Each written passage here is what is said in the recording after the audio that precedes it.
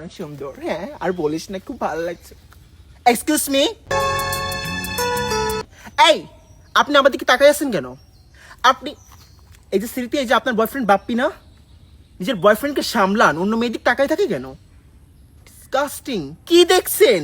আপনার গার্লফ্রেন্ডের দিকে তাকান, আমাকে কি দেখছেন? I have a boyfriend.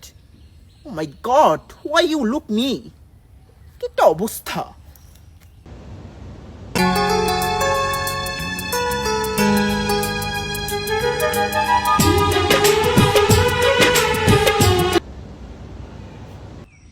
কি অবস্থা বুঝতে পারছি না। স্মৃতি, আপনি কিছু বলুন, আপনার বয়ফ্রেন্ডকে নিয়ে যান।